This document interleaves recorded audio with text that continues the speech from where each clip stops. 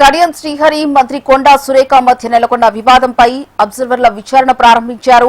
మంత్రి కొండా సురేఖ సచిన్ సావంత్ ను కలవనున్నారు.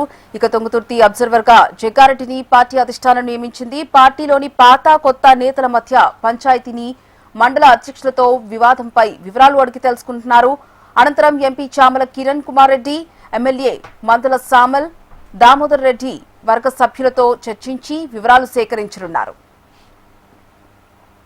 ఇదే అంశానికి సంబంధించి పూర్తి సమాచారం మా కరెస్పాండెంట్ ప్రేమ్ లైవ్ ద్వారా అందిస్తారు. Prem, over to you.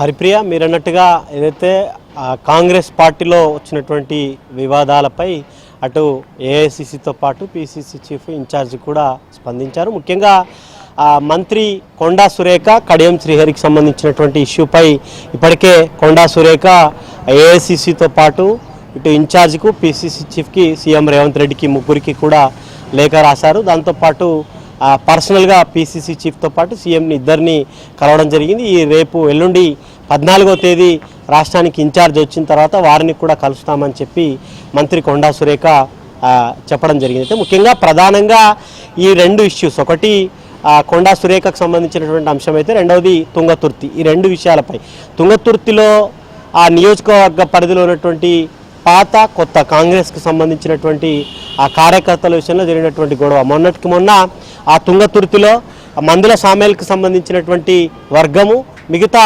ఎంపీతో పాటు మిగతా వారిపై దాడి కానీ లేకపోతే రాళ్ల దాడికి సంబంధించి అటు కట్టెలతో వారిని కొట్టినటువంటి అంశంపై చాలా సీరియస్గా ఇన్ఛార్జ్తో పాటు పిసిసి చీఫ్ స్పందించారు. ఆ రెండు అంశాలను కూడా పరిష్కారం చేయాలి, దానికి సంబంధించినటువంటి ఆ రిపోర్ట్ ఇవ్వాలని చెప్పి సచిన్ సావంత్తో పాటు వర్కింగ్ ప్రెసిడెంట్ జగ్గారెడ్డికి చెప్పడం జరిగింది. అయితే చెప్పడమే తడవుగా అటు సచిన్ సావంత్ను మరికొద్దిసేపట్లోనే మంత్రి కొండా సురేఖ కలవబోతున్నారు. ఇటు జగ్గారెడ్డి రాత్రి ఏదైతే అధికార ప్రకటన అధికారికంగా పిసిసి చీఫ్ విడుదల చేసిన తర్వాత ఈరోజు పొద్దుటి నుండి ఇప్పటి వరకు కూడా తుంగతుర్తి నియోజకవర్గంలో ఉన్నటువంటి ముఖ్య నేతలందరితో పాటు ఇన్ఛార్జు, జిల్లా డీసీసీ, దాంతోపాటు మండలానికి సంబంధించినటువంటి ముఖ్య నాయకులతో కూడా జగ్గారెడ్డి మాట్లాడినట్టుగా కొంత సమాచారం అయితే అందుతుంది. ఇదే తుంగతుర్తికి సంబంధించినటువంటి అంశంపై రేపు మధ్యాహ్నం 12 గంటలకు నియోజకవర్గ పరిధిలో ఉన్నటువంటి ముఖ్య నాయకులందరితో పాటుగా ఉన్నటువంటి ఇన్ఛార్జు, ఎంపీ, ఎమ్మెల్యే, ఆ నియోజకవర్గానికి సంబంధించినటువంటి వారందరితో కూడా రేపు మాట్లాడబోతున్నారు. ఉన్నటువంటి సమస్యకు గల కారణాలు ఏదైతే, ఒకవైపు రెండు వర్గాలు కూడా, ఒకటేమో మందుల సామేల్కి సంబంధించినటువంటి వర్గానికి సంబంధించినటువంటి వారేమో లేదు, మొదటి నుంచి పార్టీ కోసం పనిచేసినటువంటి వారికే అవకాశాలు ఇస్తున్నామని చెప్పి వారు చెప్పుకొచ్చారు.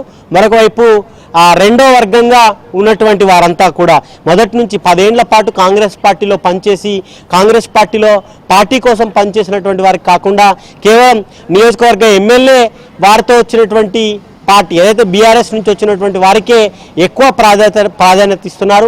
మరొక వైపు మొన్నటికి మొన్న వేరే పార్టీ నుంచి నియోజకవర్గంలో పోటీ చేసినటువంటి వారికి కూడా అవకాశాలు ఇస్తున్నారు. కానీ కాంగ్రెస్ పార్టీ కోసం మొదటి నుంచి పనిచేసినటువంటి వారికి అవకాశాలు ఇవ్వడం లేదంటూ కూడా వారు పెద్ద ఎత్తున దాదాపు 200 నుంచి 300 మంది గాంధీ భవన్కి వచ్చి నిరసన వ్యక్తం చేయడం జరిగింది. దానిపై ఆ రోజు అందుబాటులో పిసిసి చీఫ్ లేకపోవడంతో వర్కింగ్ ప్రెసిడెంట్గా ఉన్నటువంటి జగ్గారెడ్డి రాజశేఖర రెడ్డి జయంతి సందర్భంగా వారు అక్కడికి రావడం, ఉన్నటువంటి కార్యకర్తలు అందరితో కూడా మాట్లాడి వారి సమస్యలు తెలుసుకొని పిసిసి చీఫ్కు చెప్పినట్టుగా కూడా ఇన్ఛార్జితో పాటు పిసిసి చీఫ్కు చెప్పినట్టుగా తెలుస్తుంది. ఇట్లా జరిగినటువంటి ఈ రెండు ఇష్యూస్పై కూడా ఏఐసితో పాటు పిసిసి చీఫ్ ఇన్ఛార్జ్ కూడా చాలా సీరియస్గా ఉన్నారు. తొందరలో రిపోర్ట్ తీసుకొని జరిగినటువంటి అన్నిటినీ పర్యవేక్షించి ఎవరిది తప్పు ఎవరిది ఒప్పు అనేది, లేకపోతే మొన్నటికి మొన్న ఇప్పటి వరకు జరిగినటువంటి అన్ని గొడవల విషయంలో కూడా రెండు వర్గాలను కాంప్రమైజ్ చేసి కలిసి ముందుకు వెళ్ళాలని చెప్పేసి కూడా చెప్పారు. చూడాలి మరి ఈ రెండు విషయాల్లో వీరు ఇచ్చినటువంటి రిపోర్ట్ ఆధారంగా ఇన్ఛార్జు పిసిసి చీఫ్ ఎట్లాంటి నిర్ణయం తీసుకుంటారనేది కొంత వేచి చూడాల్సినటువంటి అవసరం అయితే ఉంది. Haripriya. Right, thank you Prem.